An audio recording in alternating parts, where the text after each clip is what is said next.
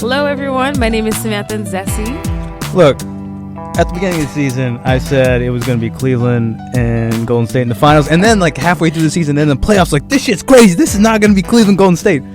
I was wrong and I was right because it is Cleveland Golden State. I'm not mad at it. This is Remoy George Philip the First. And this is Masculinity. And thank God, right? Because I did have those moments, too, where I was like, fuck. I wasn't going to be mad if might it was like actually win. Houston, Boston. But I would be upset that Golden State was in. But whatever, I'm still happy with my prediction being correct. Yeah, no, I'm happy with this. I mean, I want James Harden and Chris Paul at some point to go to the finals, but... No, F them. I hate them. They're bullies. Oh, well, I mean, you know. So today's conversation is super important to me because we're going to be talking about certain issues within South Asian and, you know, possibly immigrant masculinity. Actually, this subject is one of the main reasons I got on board with Samantha's podcast vision.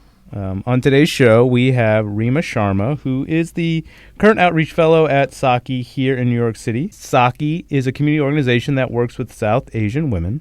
Their mission statement is uniting survivors, communities, and institutions to eradicate domestic violence and form healthy communities. So before we go any further, Reema, thank you so much for being here. Thank you so much for having me. I've been really looking forward to this. Yay.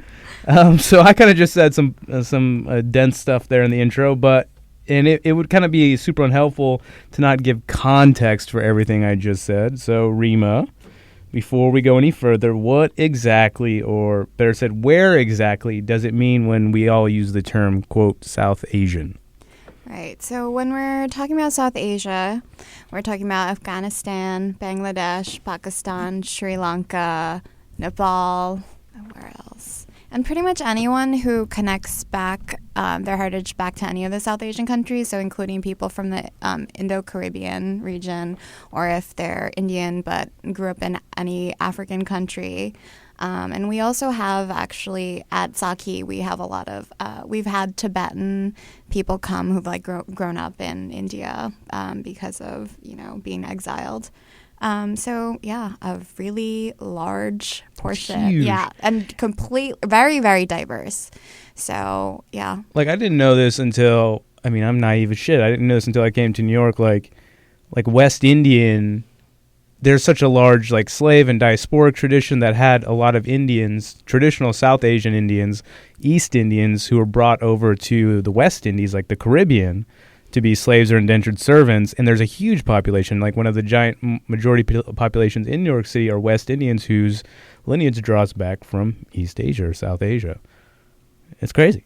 No, it's huge. And there's also a huge Indian population even in like Fiji and like Pacific Islands. Yeah, so this work is it's a big population you guys serve. Right. Yeah, it's a lot of people. Cool. So, Remoy just recounted your, SAKHI's mission statement, right? So can you just help us better understand the context of that mission?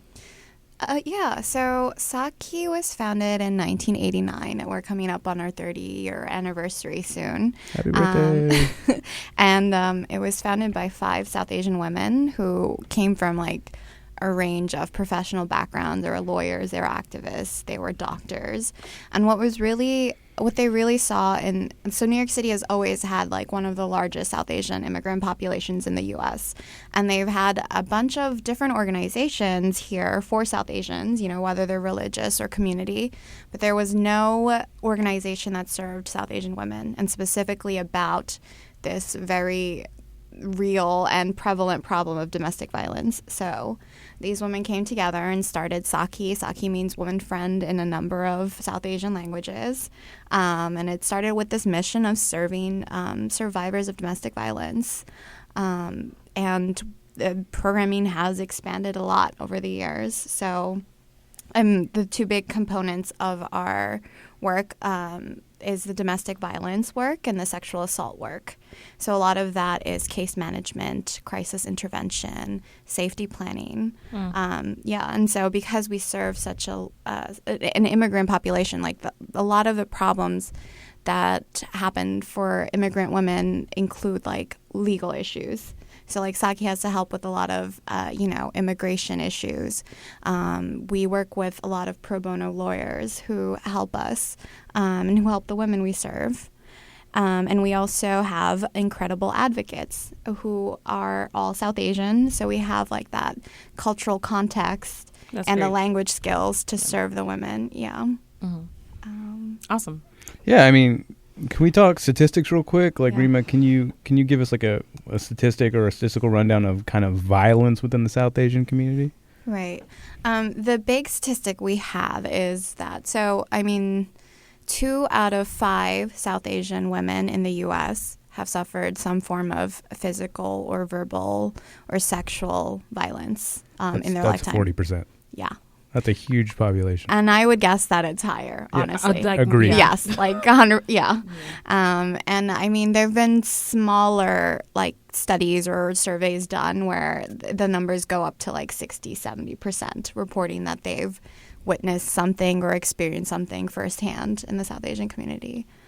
I mean, so that's like, I mean, if you're talking about like 70% of people saying like that there's some form of violence going on against women, then it's more normal than it is abnormal for that type of violence to go down if you're looking at it from that point of view, right? Right. So like when you're dealing with women that are coming to you and kind of like telling you their stories and stuff, like what is it, like how do you communicate, how do you create a context for them that no, actually it's not normal, even though it's very prevalent, like it's not normal for this type of abuse, for this type of violence to be going on.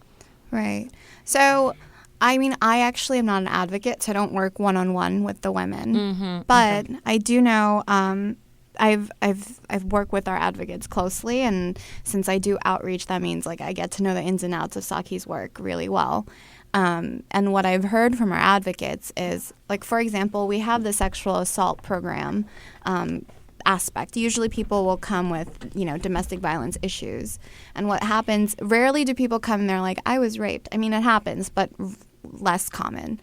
What happens more commonly is that people come with other issues. Maybe there's some escalating violence and they're worried about their children, they're worried about immigration status. And it's from having these conversations, creating the space for them to speak about it, and also using the language so that they have the words to, you know, communicate this, that we kind of find out more about their stories. So, you know, like, for example, you know, this concept of marital rape. It's pretty unfamiliar to South Asians. In India, it's not recognized as a crime. Even into like Western community, Yeah, right, that right, wasn't for sure. that wasn't criminalized until like 91 universally in the States, right? I mean, I don't think. I'm not sure of that, but I know like even 1970s in Germany, you know, like it's been, yeah.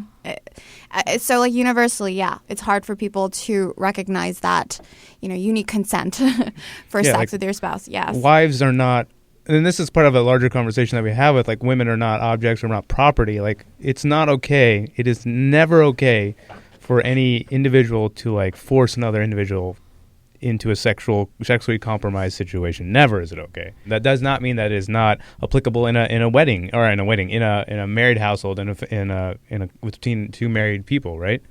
And that's what we're talking about right now. Right. So, I mean, so what really happens is this, the advocates are really here to uncover their stories, right? That's how these things come up. And then we inform them of, you know, a lot of times immigrants might be not aware of their rights in this country. And so, like, there's certain concepts that might be new for them, like this idea of you have the right to say no. You don't have to do, this is not a wife's expectation. You can say, you know, like, consent is usually a new concept. And I think that, like, applies to, like... So many Yeah. people. Nobody seems to know what the hell consent is. Yeah, for sure. Yeah. Well, I think one of the things that you're pointing to that is so important is... Because, I mean, we've talked on this show, and, like, there are various forms of, like, looking at violence, right? And, like, a lot of times when we talk about violence, we talk about strictly about, like, physical violence. And I think that when we're talking about immigrant communities, it's really important to mention, like, we've talked about financial violence on this show. We've talked about, you know, obviously verbal violence, but there's also, like, I guess immigration violence. Like, I don't know how to really say it, but there's like this notion that, you know, like when we're talking about like a man as the leader of the family or whatever, you're stepping into this new context. I'm pretty sure that this is a pretty common scenario. Like, there are like frustrations that the husband will be going through or whatever, and then some of that turns into the you know, the wife being kind of like the recipient of a lot of like angst, anger, whatever the hell it is. So, like, how do you then deal with that with the women that you're providing services to. Right. I mean, one of the main things that SAKHI offers, or what I really value about SAKHI's work, is this community building they do. I mean, one of the things that happens is a lot of times, most of the women we serve are recent immigrants. And a lot of times what happens with recent immigrant South Asian women is they come through marriage. And so, like, they have never lived here on their own. They come through marriage. They're dependent on their husband, not only for, like, their only, like, social support, but also financial support usually.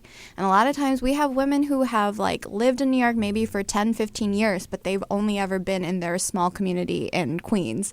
Or, like, they're very isolated, which is a form of abuse. Exactly. And so to break that cycle of isolation, we have these, we do chai and chat at SAKHI, which is like, we have support groups, we have women come, it's a safe space for them to, like, talk to other South Asian women. And we also do this Navigate Your City program. So our advocates actually take the women and they go to, like, Coney Island or the Met, just so they can have, like, a sense of independence and, get a sense of where they live. And, know that there's more to their world than just, like, the small community bubble in Queens or South Bronx. And I think those are the important things, is to create a sense of community. And because, I mean, that's really a big issue, right? Like, when you feel isolated, who are you going to reach out to support when you just don't know? And, like, making sure that they're aware that there are women who understand their culture, their religion, their language, and who are going through similar things. And that's something that SAKHI does, I think, really well, is create that community. And I think that's really important. And I think it is true. Like, so what happens, all the different forms of violence are, like, amplified when you're an immigrant woman, I think. I mean, because you're coming into a new country, you might not understand the legal system. I was born and raised in the U.S., and I do not understand our legal system completely, so a lot of times, you spoke about financial abuse, right? Like, a lot of times, husbands will take out loans or mortgages in the wife's name, and they have no idea. That is a really, and they have no idea. And so when they even try to separate, it creates so many problems because the woman is stuck with the debt or the issue. And so, like, that is a big reason we work with lawyers, and we have an economic empowerment program, because one of the things we do realize is financial independence helps women leave these situations, right? So we have the domestic violence case management, but usually once initial crisis is taken care of, most of our clients go through our economic empowerment program. So we teach them how to, like, make a resume, do job interview training. We have career fairs, because we want them to get a sense of independence and to be get that financial literacy, to know and have control over their finances and future, and other issues. I mean, one of the big things, like, women don't, in the South Asian community, don't speak up is also because they're afraid of being deported. Or I think about, like, like 10% of our clients are undocumented. They don't understand the legal system. They are afraid of being, deported, or their children being taken away. All of those things requires, like, people who are able to, like, explain and, like, have their best interests at heart. So, like, do their best to make sure that these women are safe, and we can, like, educate them on their rights. I mean, I know we're going to go through this probably at the end of the episode, but I just want to thank you for the work that you're doing, because, like,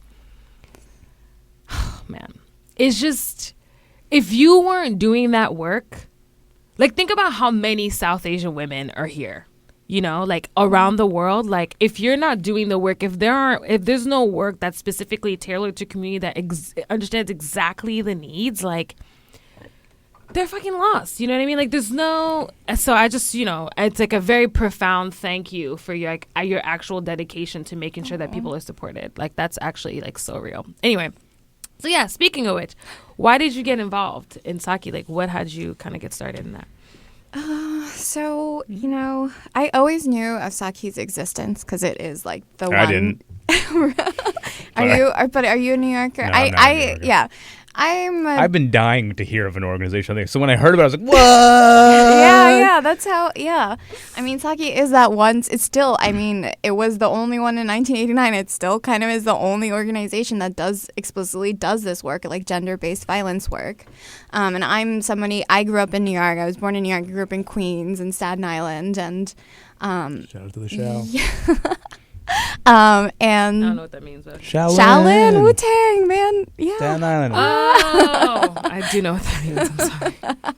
I'm sorry. Yeah, so I grew up in this community, in the South Asian community. My family is specifically Punjabi, and there is a lot of violence, and it's something that's personally really important to me. And that's how I got involved in SAKHI's work. The vision and mission of it and the women they serve, like that, I identify with that community. That's my community. And I mean, I just really believe in that and working towards, talking about violence in our community and specifically our community, I totally acknowledge that a lot of these things happen across the board, right? Like even like victim blaming culture, right? Obviously that's part of American culture just as much, but I think that like given, I don't know, like this is stuff that's happening in South Asia, but I think it's relevant here. Mm-hmm. Like all of the rape cases that came out in like 2012, the big one in Delhi where she literally died after being raped, like all of that violence. I remember like talking to other South Asian women and we're like, would we ever go to like our home countries alone? No, and like I don't know, that is disturbing, and that's why I was like, we need to talk about this. We touched about this, like kind of started touching on this earlier, but I think it's hard for people who don't come from immigrant families to understand kind of the challenges of immigrating and the challenges that immigration actually provides for. And, especially from kind of parts of the world that are the developing world where there's these like specific cultural norms that completely kind of cause an identity crisis within the family when you immigrate, but also for like kind of each person within that family. So we are all here in this room, and we come from different immigrant families. So I thought it'd be cool if we collectively try and, parse some of this out. So, like, first off, maybe we can talk about some of the patriarchal masculine traits we can agree on that we've observed in, maybe like our native cultures that are different from the Western patriarchy masculinity that kind of our families immigrated into. And, like, for example, we've kind of touched upon this, but, like, in India, where my family's from, like, women predominantly, or at least with that I know from my family experience, the women don't work. They're traditionally at home. So whenever my mom and the family came here, it was such a dramatic difference that women were working, and it forced this really weird, frustrating effect on the men to like see their women work and to compete for work and who was like the breadwinner, and that huge ball of stress added all this pain and frustration, and there was no tools to know how to deal with that. So then that potentially could have led to a lot of violence within the household. So that's just kind of one effect. But are there others that you guys can think of, or anything else you want to, between like masculinity from the old developing world into the Western world and how that's affected within the families?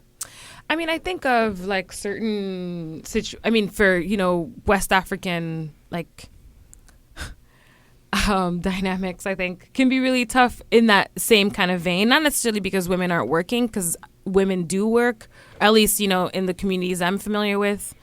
But there's this notion that like husbands are always going to earn more. Sure. So I think that what happens a lot of times when people come to the States, like I've heard many of stories of like, women being like beaten just because they made more money than their husband.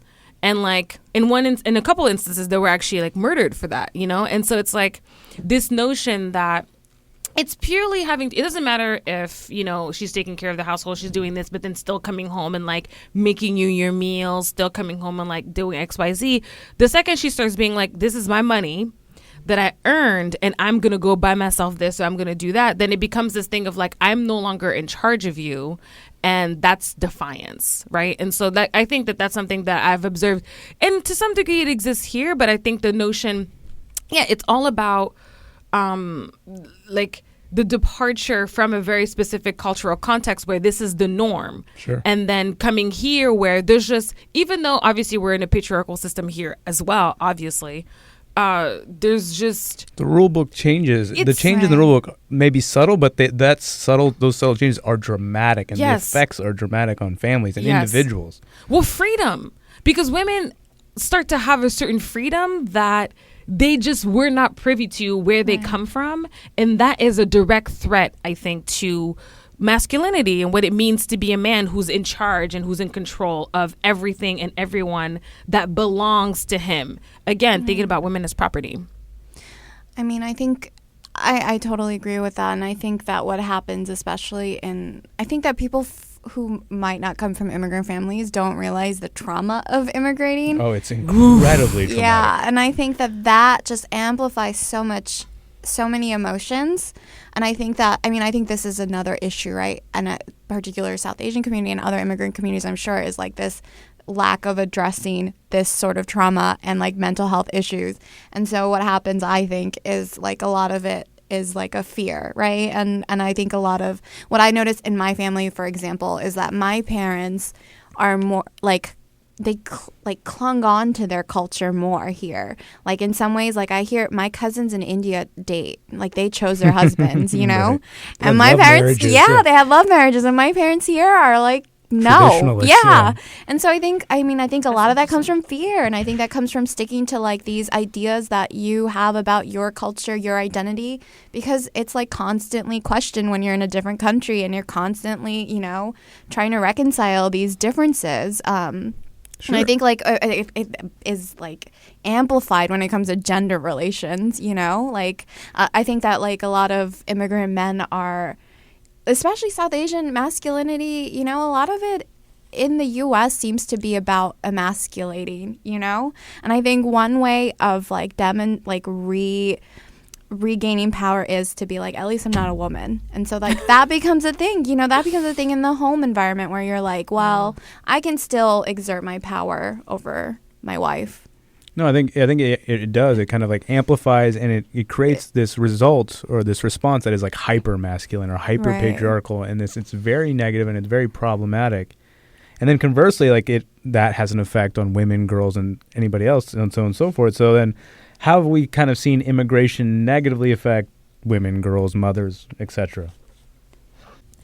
What I'll say is that what I deal with in terms of immigration is interesting because I was born and raised in France. So it's like a Western culture, obviously, that, you know, has its sexisms and whatever, obviously, like everybody else. But I think that the like being bequeathed kind of like the African patriarchy of Cameroon from France to here is interesting because most of the patriarchal effects that have to do with like Cameroon and all of that are I've seen through the lens of my parents, but I've seen through the lens of my parents in the context of them meeting in college in France and then moving here, and then that whole thing being so it's like a weird kind of like watering down of it, but also still holds very true because my parents are directly from Cameroon. It's not like, you know, I just find it extremely unhelpful, like the patriarchal parts of it, women having to act one certain way or whatever versus men kind of like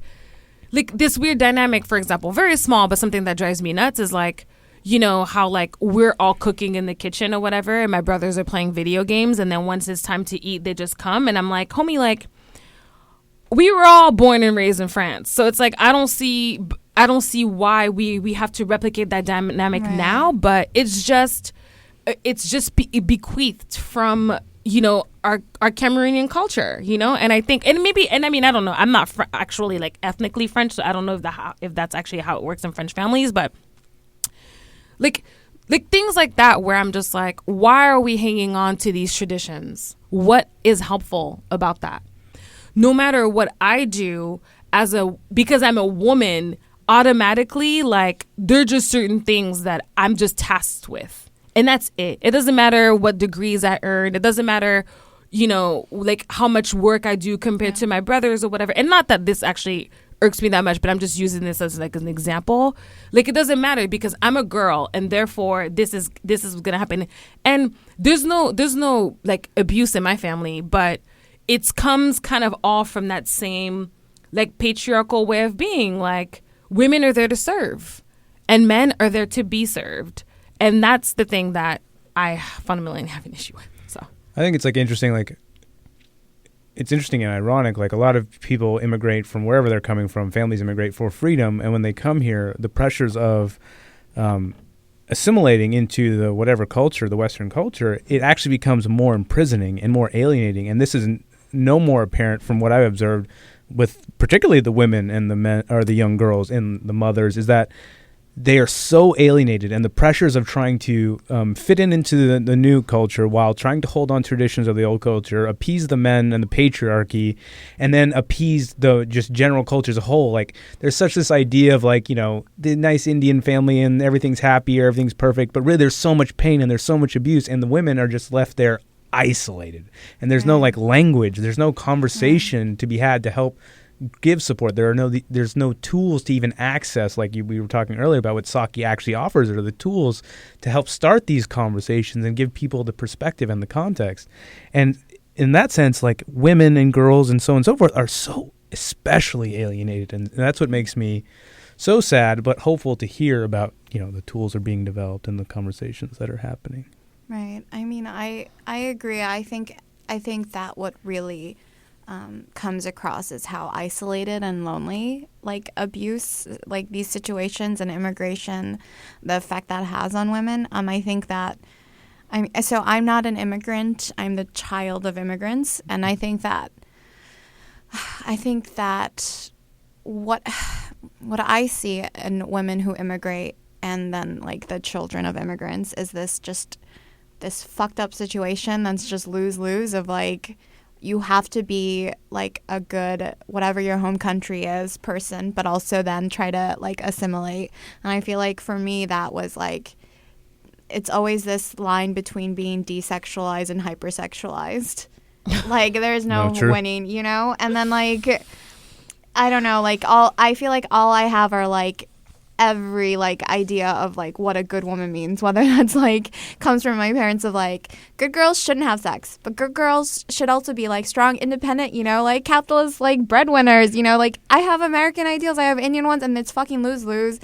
I don't know, like I feel like that is a big issue for immigrant, and like reconciling all of that, and then like all of the shame and guilt, and like I think that culturally, I think what happens also is, I mean, you mentioned lacking the language. One thing that, you know, so SAKHI staff, we're all South Asian women. One thing we often talk about is how, you know, like, how did our parents talk about sex to us? If they did. Like, they did not. Or like, sometimes we have to translate when we're like doing our work, and you know, we're like, wait, how do you say consent in like any number? And we're like, I don't know. And it's not, I mean, I'm still not sure if there's a word for it, but it's also just, it just says a lot that we don't know those words. Right. That we don't know how to say sex in our language, you know, or like we don't know how to say consent. Like, that says a lot about the culture that we're inheriting, and like what we're learning as young women. I'm wondering, you know, like, how does immigration negatively impact boys and men?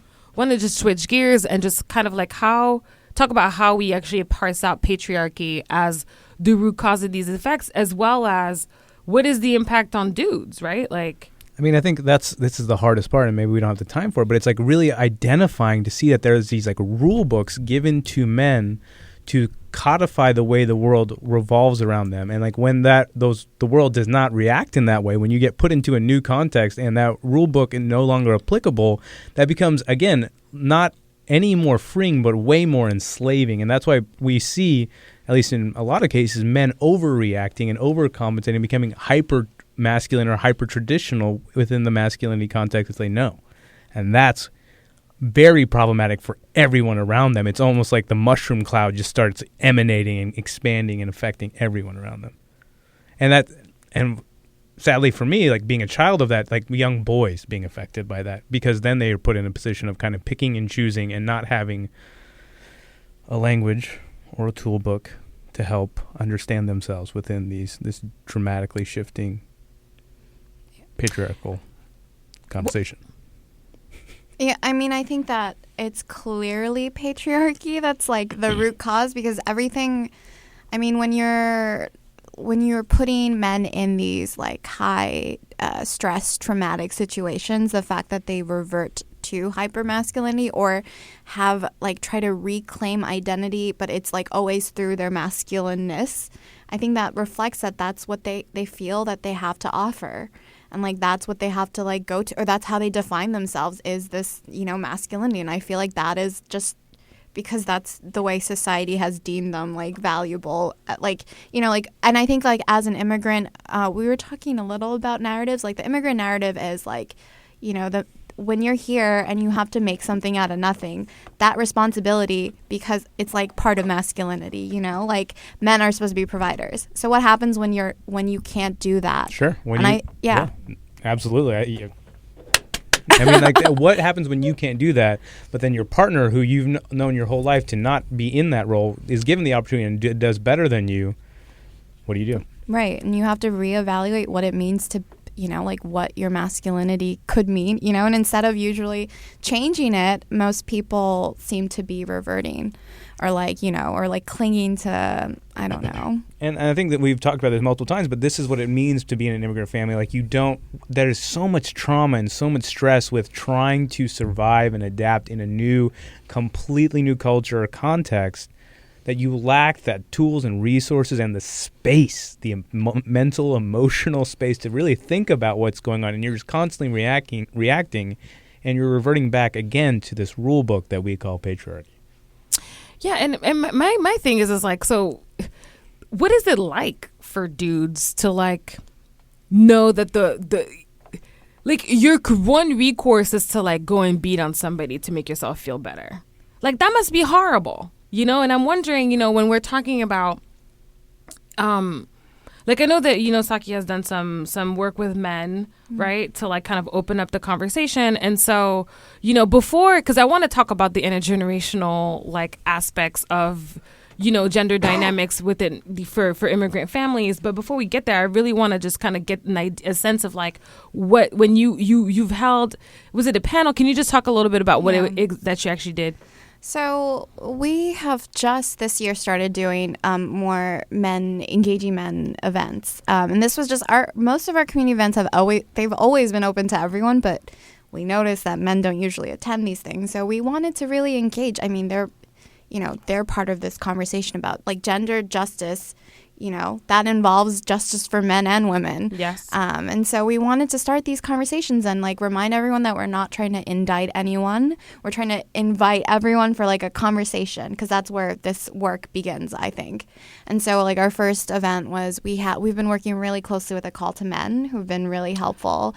Yeah. And so we had an event where Ted Bunch came and spoke about, you know, gender patriarchy, like the way we socialize men and women to be different. And then we had a follow-up event, which was a workshop that we had that SAKHI, you know, organized and led on masculinity and patriarchy, and specifically within the South Asian context, and specifically about domestic violence issues. And so one of the challenges we've had is in trying to figure out how to engage.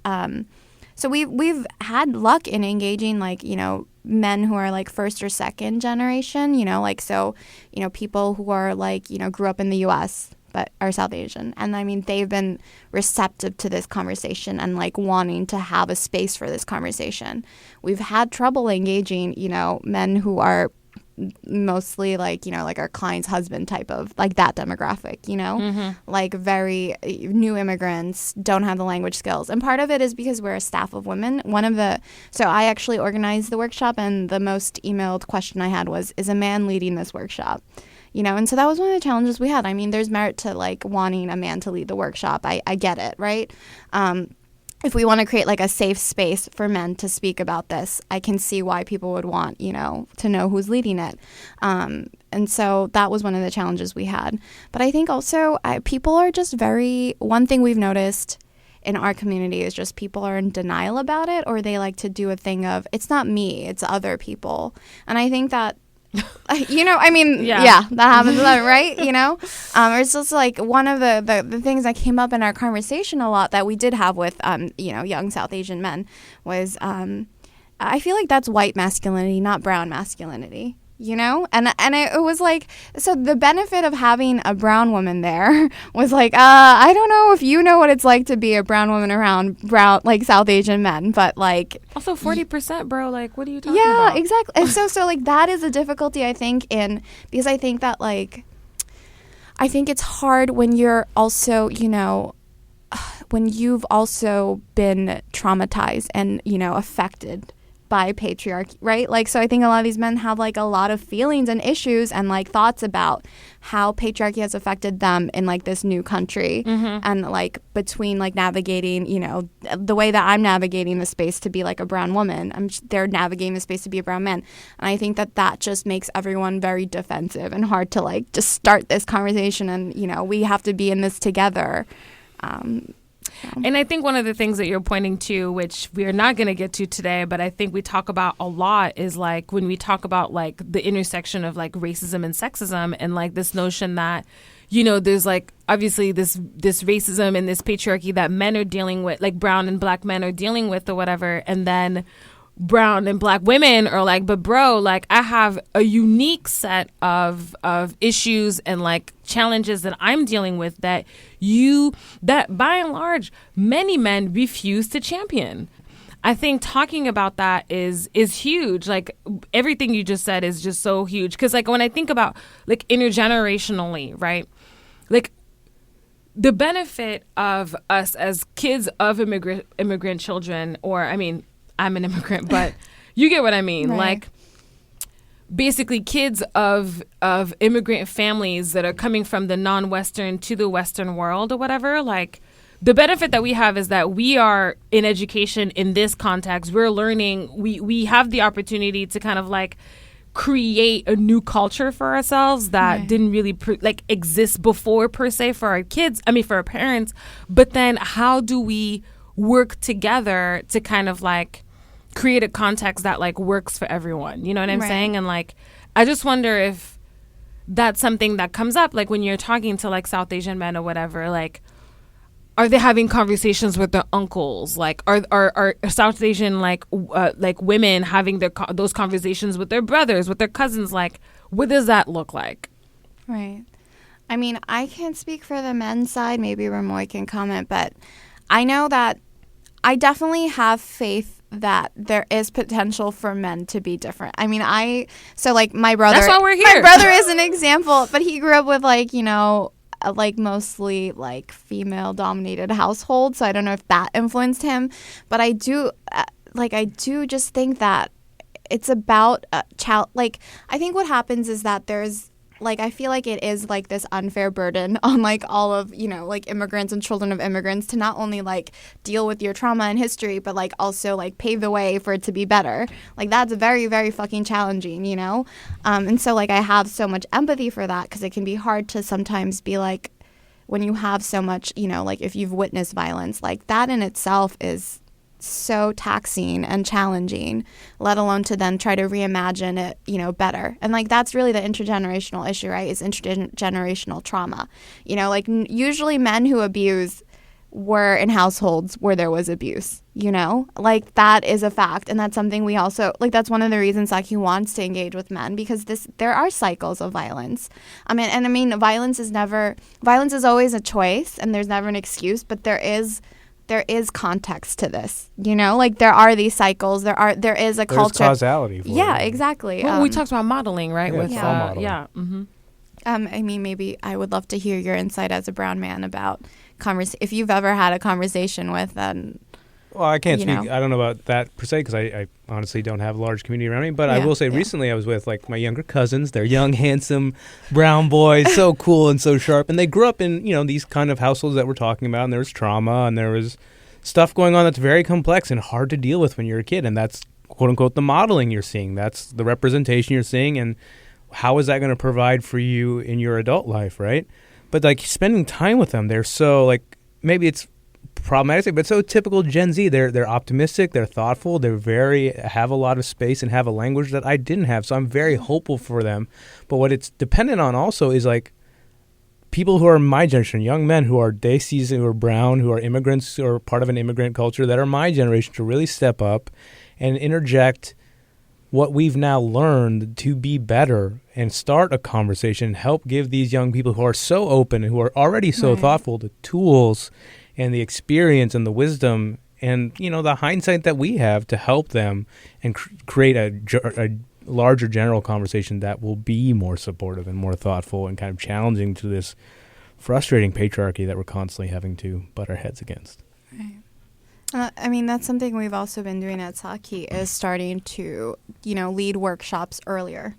Because this is not just this violence does not just happen between, married people. It happens when you're dating. Oh, you mean with younger people? Yeah, okay. With teenagers and at high schools and just starting this conversation about dating violence and sort of the dynamics of that we set up very early on. And it's been very promising and interesting because we've been working with a lot of students in, Queens and who are also ESL, they're new immigrants, and that's been a very interesting demographic to work with, and it's been promising. So, Yay! New generations bringing about change. Yeah, that's awesome. Well, so this has been amazing. Thank you so much for your contribution, for all of the things that you shared with us today, because I really do think that, it's about bridging, it's about modeling, it's about connecting. And I really feel like the work that SAKHI is doing, bringing everything together is going to make a huge difference. So. Oh, thank you so much for having me. I love talking to you guys. You guys are great. Yay. That's cool. I don't get to hear much conversation about kind of immigration, and not immigration from one specific part of the world, but multiple parts of the world and the effects of that. But then also blend it in with patriarchy and talk about how all these things aren't separate, but they're collective and they're how they affect us all relatively similarly, but also very differently. Yeah. So thank you. Everybody. Reema, Samantha, awesome. Thank you for the conversation. Thank you. Thank you. Good. So is there anything that you want to plug before we dip? First of all, how do we find SAKHI? What's SAKHI. SAKHI. Sorry. Yeah, you can. SAKHI.org is our site. We also have Instagram and Facebook. You can follow us. We have community events all the time. So we have we just had an art showcase. Oh, fun. So we do things like that. We have community events, and you can always just check our Instagram for new events that are coming up. Cool. Awesome. And we'll be sure actually to post stuff on our own social media. And, and as you guys know, this is the part where we plug where we're at. So, you can find us on Masculinity Podcast on Facebook. That's MSAK. That's Masculinity with a K. Oh, my God. And then at Twitter, a Masculinity Pod. And then, of course, if you have any special questions or anything like that, our email remains masculinitypodcast@whoistheo.com. We will be posting SAKHI's information on there. Thank you again, Reema. Thank you again, Remoy, for being an awesome host and being hella smart. Pew, pew, pew. Yeah. Cool. So, this has been Masculinity, you guys. My name is Samantha and Zessie. Boy, Remoy, George Philip the First. And the words are going to win. Thank you for listening. Have a good one. Ciao.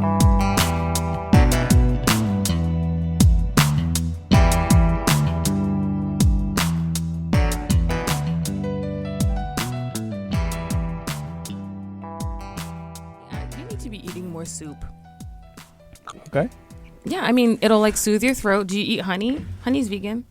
Is it? Isn't it? No. I don't think. Oh, fuck. It comes from bees. What planet do you live on? That's